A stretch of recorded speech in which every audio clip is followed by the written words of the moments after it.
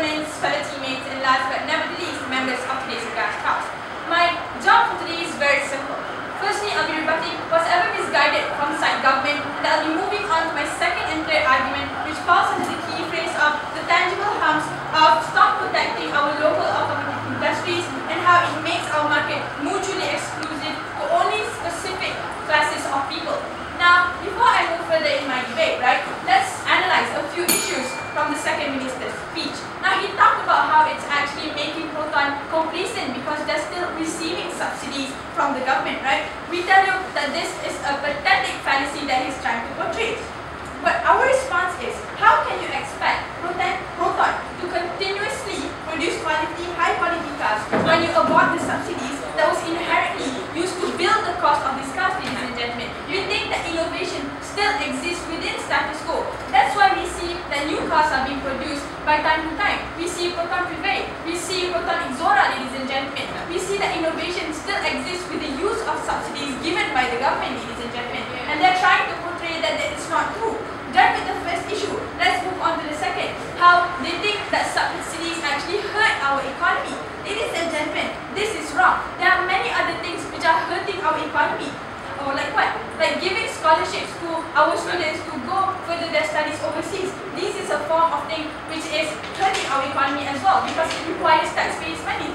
But the reason why we're still okay with it because we see the potential of these students that can possibly bring to our homeland at the end of the day, ladies and gentlemen. Same to Proton, ladies and gentlemen, because we see that the government realizes the potential that Proton might give to our homeland, that Proton might invest in our economy, ladies and gentlemen, and we think that this is very crucial in our status quo. And to the third issue, like how he pointed out, Putrajaya can actually stand on their 2 feet. Ladies and gentlemen, we think that this idea is simply flawed because Putrajaya is half owned by Japan. That's why they can stand on their 2 feet because Japan is already a developed country. Ladies and gentlemen, if we expect Proton to actually support themselves on their own, that will never happen in status quo if we simply abort these subsidies. Ladies and gentlemen, done with my rebuttals. Before I move on into my arguments, yes. Clarify one thing. If you say Proton is already developing, why is it still extremely important that we have any form of monetary support to help Proton? And if you think that they already can stand on their own 2 feet?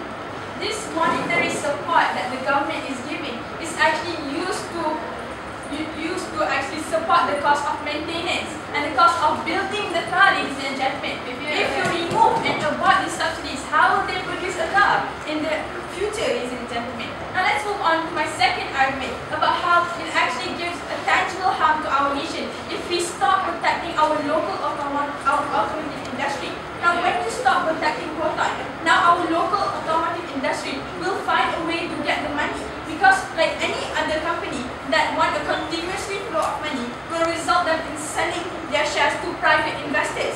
When this happens, ladies and gentlemen, the local automotive industries need to keep the best interest of these private investors because they need this continuous flow of money.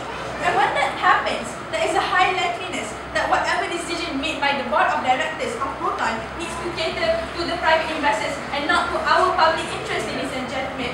So when you as the local automotive industries need to cater to the interest of these private investors, these private investors actually expect a high quality car. When they expect a high quality car, the cost of building the car is actually high. And the price of the car is actually increasing within what they're actually proposing. And when this happens, this doesn't necessarily mean that our poor classes of people can afford to buy it, ladies and gentlemen. Because now they're catering to the private investors' interest and not to our public's interest, ladies and gentlemen. And that is bad. And that's a risk that we don't want to take. Why? Because we see an example of Germany car, Mercedes. Mercedes, when it was initially built, ladies and gentlemen, it was subsidized by the government for 50 years. And now it can stand on its 2 feet and become a popular car in the international arena. It catches fluster in our international arena, ladies and gentlemen. So if we continuously protect Proton in our paradigm, we make sure that we cater to our public's interest and not to foreign investors and make this car affordable and accessible for all classes of people. First people.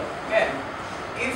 If you are going to increase the quality when they are taking into account the interest of the foreign investors? Why is it so contradictory to the local interests? Please explain. It's because our doesn't necessarily mean that our public can actually afford to buy these cars. That's why it's contradictory. Because right now you want to make the car accessible for all people, but at the same time the price of the car is actually increasing day by day. How can you make that happen, ladies and gentlemen, under your paradigm? Not one proof you have to give it to us. Now let's move on to my third argument. I'm going to talk to you about how you're making the market mutually exclusive. How?